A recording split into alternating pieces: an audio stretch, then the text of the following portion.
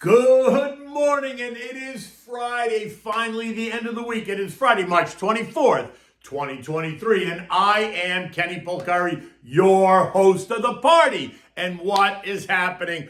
Well, there was drama on Capitol Hill yesterday. The TikTok CEO Xu Zichu tries to assure U.S. lawmakers that China does not have any access to the data that they collect on Americans via TikTok. He disagreed with the description that they are spying on Americans. And he says that there is no evidence that the CCP is using the data and that he does not supply them with any data. Now that's hysterical. I mean, look, ByteDance owns TikTok and the CCP owns ByteDance. So stop the insanity already. But the truth is, you know what? They all do it. They all collect the data, the keystrokes, the locations, the likes, the dislikes, Facebook, Apple, Google, Amazon, and the list goes on. But those companies are not owned by the CCP, or at least we're told that they're not owned by the CCP. It is a slippery slope for sure.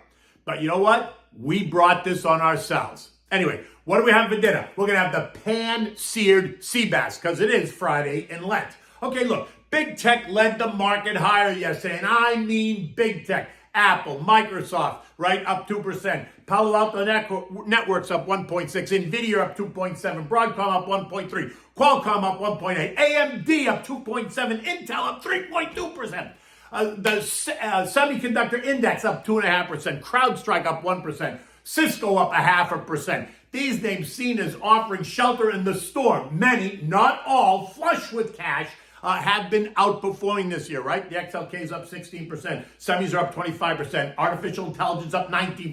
Cybersecurity up 7%. Disruptive tech up 21%. But remember, these are also the sectors that got clobbered last year. So the rebound is not unexpected as investors look for bargains and opportunity. This as investors remain a bit concerned about the ongoing stress in the banking sector that has rocked the markets around the world. Mixed commentary coming from the Fed Chair Jay Powell, who assured us that on Wednesday that the banking system is strong, versus the about face we saw from Treasury Secretary Janet Yellen, who told us 2 weeks ago, post the SVB collapse, not to worry about deposits, sending a message that all deposits were protected. And then on Wednesday, she told us she's not working on any plan to raise the FDIC limits on deposits, sending the message that her prior commentary was incorrect.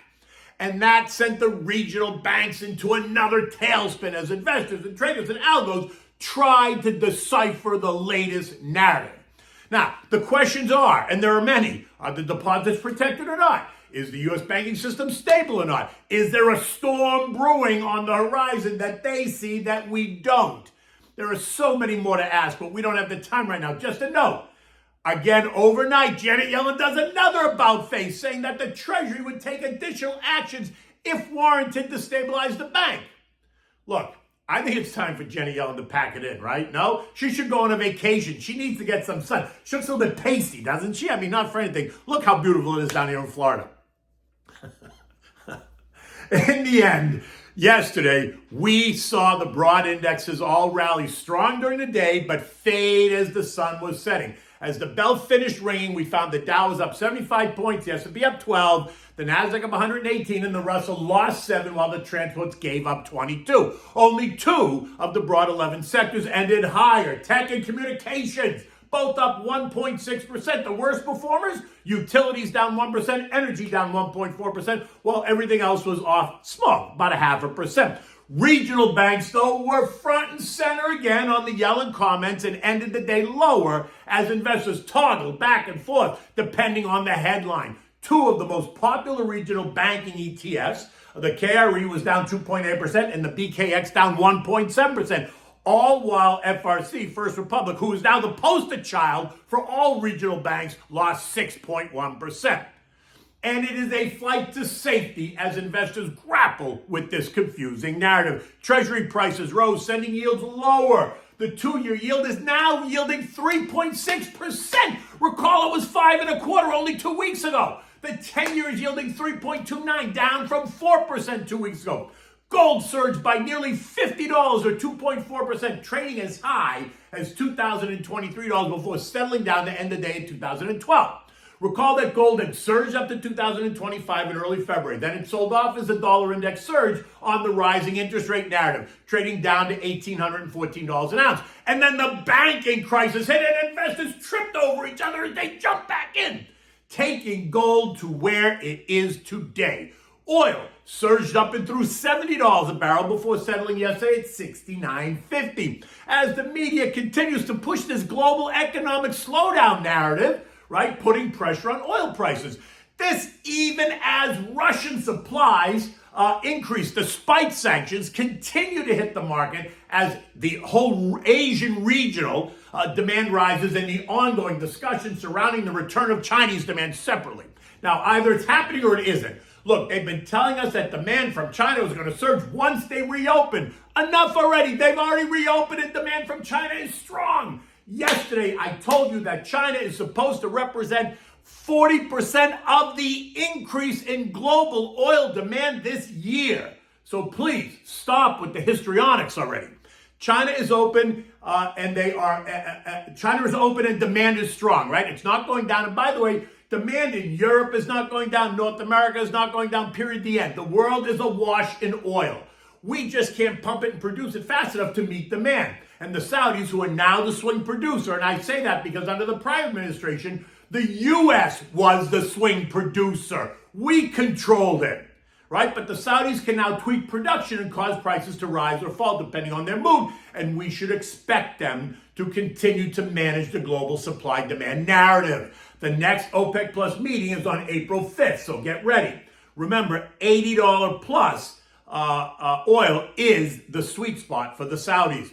This morning, global markets are under pressure. European markets are lower by more than 2% across the board. U.S. futures are also down as the week comes to a close. Dow futures this morning are down 300. The S&P is down 30. The NASDAQ down 80. The Russell's down 18 as the sun moves across the pond. Concerns over the European banking sector are top of mind as Deutsche Bank comes under pressure. It's down 10% this morning as prices on their credit default swaps spiked higher. Credit default swaps now are a form of insurance for bondholders against a possible default. The price of those swaps jumped by 173 basis points, suggesting that someone is concerned that there might be a fire simmering, raising concerns again about the whole European banking sector. In addition, U.S. regulators are looking at UBS as concern grows that they helped the Russian oligarchs evade U.S. sanctions. So this, plus the ongoing confusing narrative here at home, is putting pressure on the U.S. banks, right? Big, medium, and small. JP Morgan, Bank of America, Wells Fargo, Citibank, all quoted lower. Expect the same to be true for all the others. Eco data today includes durable goods expected to be up 0.2%, capital goods ordered and capital goods shipped, and the S&P U.S. manufacturing PMI of 47, and the S&P U.S. Services PMI of 50.3, leaving one in contractionary territory while the other is barely in expansionary territory, right? We're also going to get the Kansas City Fed survey, but considering the tone of the futures, I'm not sure that any of this is going to matter today, right? It's going to be all, once again, the focus is going to be on the global banking system. The S&P closed at 39.48, which was up 12 points, but it was a crazy day. The S&P traded as low as 39.19, as high as 4,007, as the chaos continues and investors attempt to find opportunity. The move in the S&P did take us below the 200-day moving average, which was at 39.35, setting us up for a retest again and possibly testing the March lows of 3,800. If nothing changes, expect to slice right through that on the opening. But let's not kid ourselves. The mood remains volatile. And when that happens, the path of least resistance is lower, right? Shoot first and ask questions later type of mentality. Don't chase anything. Patience is a virtue. Make your shopping list. Pick your entry points and then be patient. Complement your portfolio with contra trades if you think the bottom is going to fall out, or even treasuries if you think the bottom is going to fall out. Okay, so what do we have for dinner?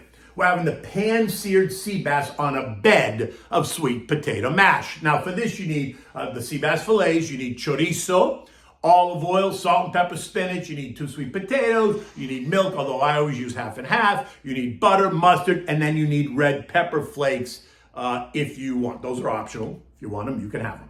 Now, you're going to bring a pot of salted water to a rolling boil, peel and cube the sweet potatoes, put them put the potatoes in the water and boil them. Once they're done, just like mashed potatoes, when they're fork tender, you want to strain them. Now you're going to add the milk or the half and half, a stick of butter, salt and pepper, a teaspoon of mustard, and then mash it all together, right? Now, if you want to add the red pepper flakes, here's where you would do it. Once you mash them and you make mashed sweet potatoes, now just keep them warm, cover them, keep them warm. You can put them in the oven if you want to keep them warm that way. Now, bring the fillets to room temperature, rub them with a little bit of olive oil and season them with salt and pepper, massage them nice, now set them aside. In a frying pan on medium-high heat, add a dollop of butter and add the diced chorizo. Saute that all for 3 to 5 minutes. Then remove the chorizo, set it aside because you're going to use it, but leave the oil. Now add the filet, skin side down, right? Turn the heat up so it sears, right? And you want to sear it for about 4 or 5 minutes, and flip it over, flesh side down, let it cook until it's done. Right now, after about a minute, you're going to add the chorizo back to the frying pan. While the fish is sauteing in the separate frying pan, take another frying pan and add a dollop of butter, and now wilt your spinach. Season it with salt and pepper as you desire.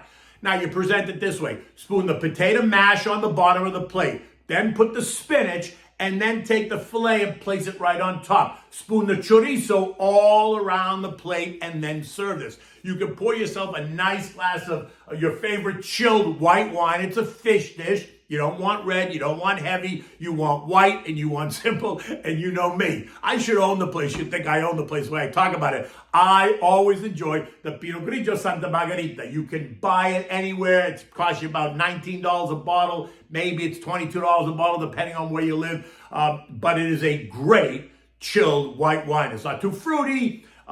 It's perfect, actually. I do enjoy it, and I hope you do as well. Listen, it's Friday. The sun's come out. It's going to be a beautiful weekend in South Florida. Until Monday, take good care.